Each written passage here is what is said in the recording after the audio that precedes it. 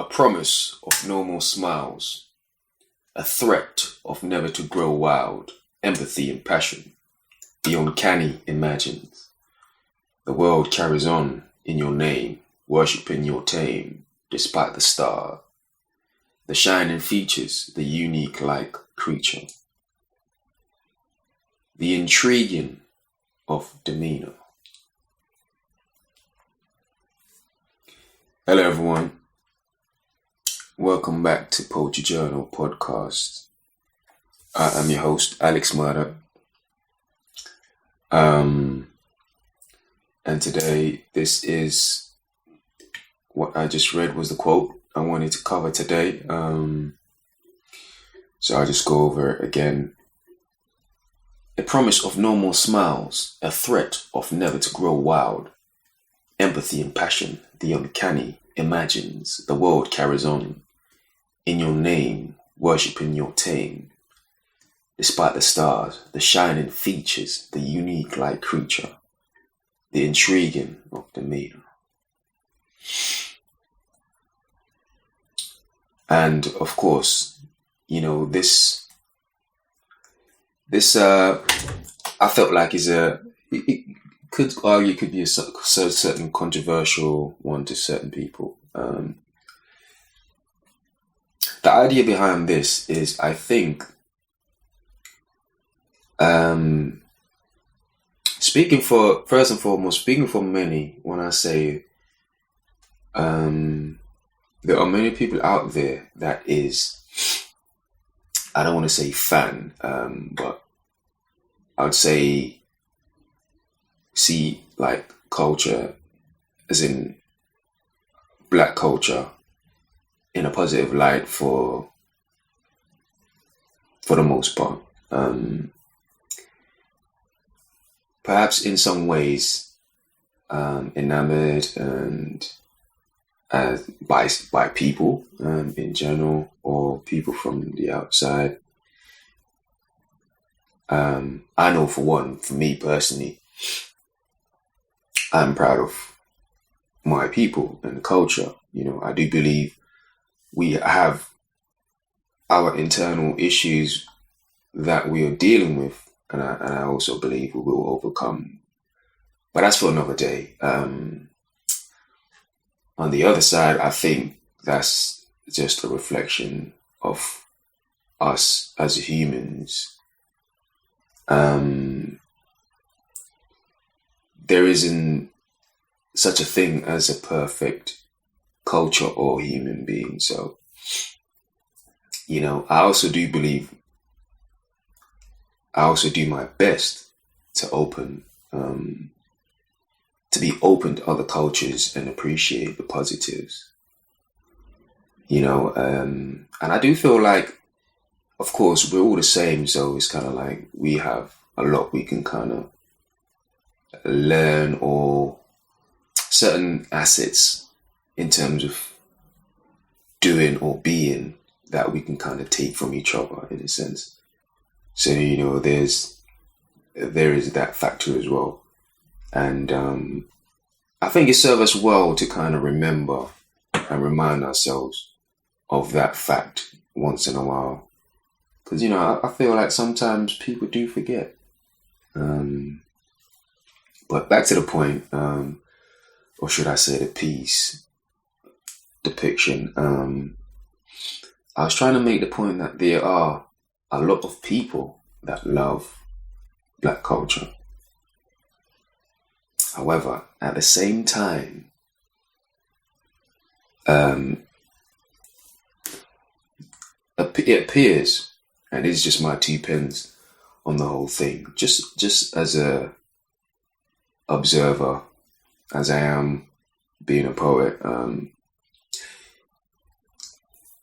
it falls on a certain dependency that we stay static in our external projection of what we are to the world. Almost like we should remain stern in the premise that everything is all right, and to keep a smile What do I mean by that? It's almost like there's a certain expectations from us, and it's almost like, there's no room to maneuver to show anything than what people expect. And that's how it feels. And I feel like a lot of people get frustrated. A lot of black people get frustrated sometimes because of that fact. Many things, of course, but I think that's one factor that many people can relate to. You know, there's a sense where you have to, like, picture perfect, no complaints, no harm. Oh, and by the way, don't forget, you're only allowed to freeze. Do not move too fast. Do not be sudden or too slow. In fact, move only when I say so. In fact, don't move or speak unless I say so. And I know obviously I'm being extremist with these little innuendos, but I think it begs the point that, you know what, sometimes it's almost like I think, or I've observed, I feel a lot of people, I've observed a lot of people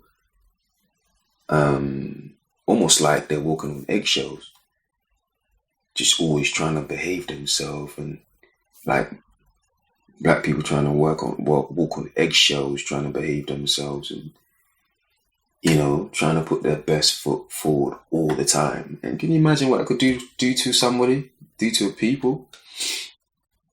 When I sit and observe the world around me, especially like in the media, or I say especially the media, just social interactions, many narratives that are in some ways perpetuated by many. Sometimes it's subliminal, like certain things like a red line, or in your face, really in your face, like mass shootings. It could be simple body languages. Sometimes even the eyes. And you know what they say? The eyes never lie. I think it was Tony Montana was this, in the scene from Scarface. It's like, the eyes, Chico, they never lie. So that comes to mind with this piece.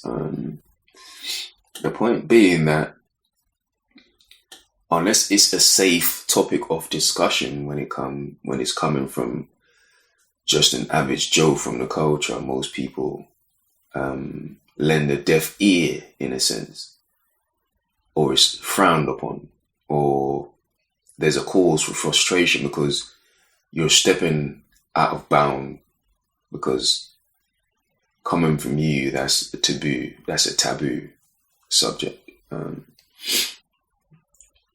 of course, these thoughts or expression are made under the premise that, of course, there are no absolutes, and we are not trying to paint any, broad brush in anything discussed.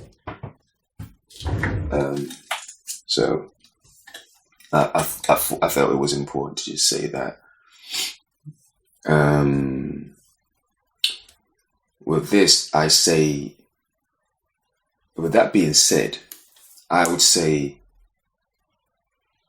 another shooting, and this is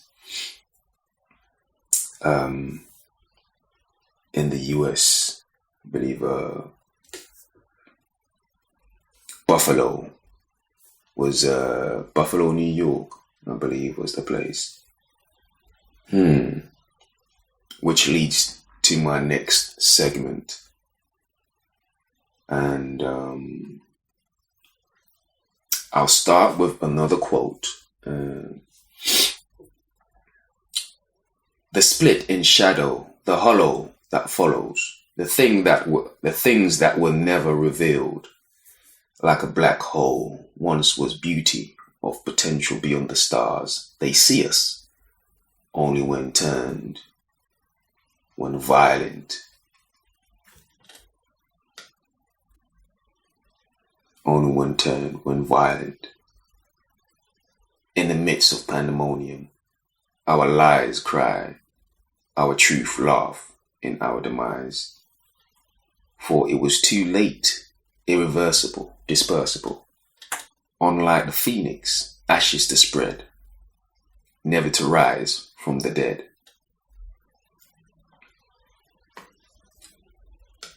As we've seen time and time again, it's another shooting that had taken place. Lots of lives taken in Buffalo, New York. Why is this relevant? Why is this piece relevant?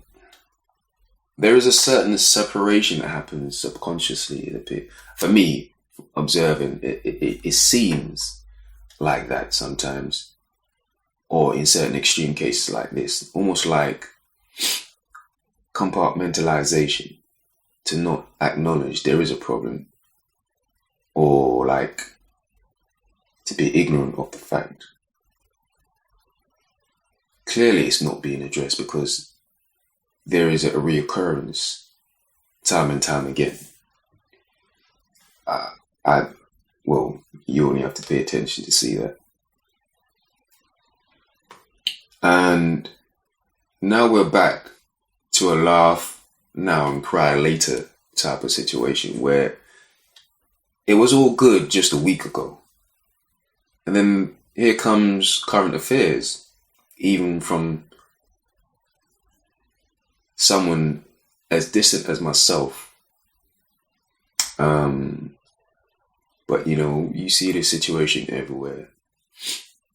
And I say that to say, even from someone like myself that is not in the US. But I think recently, a while ago, I did actually speak on the situation in Ukraine as well. And I'm not there either. But, I feel like I'm obligated to express what I think. And, how I see it is just the way I see it. And that's just that. I can only speak or express. And just be candid with where I'm coming from and, just be objective as best I can. Although, like I said, shouldn't matter where I'm from to echo these sentiments. To me, of course, not, because these are my people, wherever their location, wherever they're from across the globe, So I found it appropriate to make it the subject matter for the episode in saying, it doesn't matter how many or where from. It always matters. It doesn't matter the race of people. It is always wrong. It's just a shame that as Black people, we keep falling into these type of situations of being a victim. And I think that's the shame of the matter, in essence. But hey, just a poet, just trying to express my points out there. But I hope everybody can relate and understand where I'm coming from with this. And of course, I appreciate everyone for chipping in and listening to what I have to say. And I want to say, Poetry Journal out now. first and foremost, if you want to find Poetry Journal, it's PO3TRYJOURNAL. Growing Pains. Keyword you could search for is I Am Groot Poetry, and it should pop right up, by Alex Murdoch.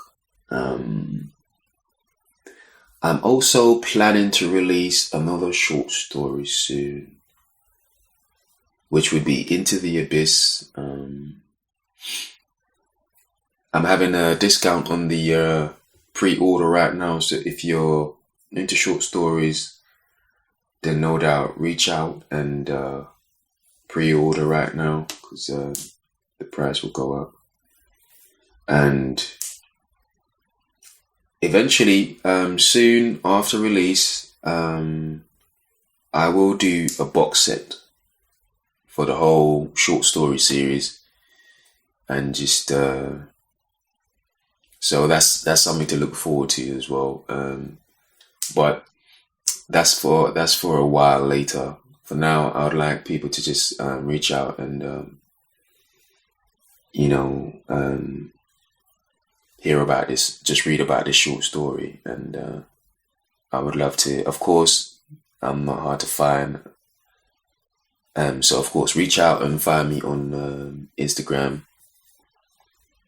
Poetry Journal, like I said, PO3TRYJOURNAL on at Poetry Journal on Instagram. I have a few books out. Poetry Journal, Dream, Imagine, Express was my first ever release. You can find that on there now. But of course, there's also WordPress, dreamimagine.express, and you can see what I write about, all my other projects and little snippets of things that I have going on, news, or if only to just subscribe and you'd get information directly about whatever I'm going on with, because I'm quite busy on WordPress and Instagram, and easy to get in touch with me. So, but I want to thank everyone for tuning in and supporting and listening. I appreciate everyone that's enjoying what I'm putting out there. Just my thoughts and expression. But until next time, we'll tune in and look forward to our next discussion next week, Thursday. All right. Take care, everyone. Till next time.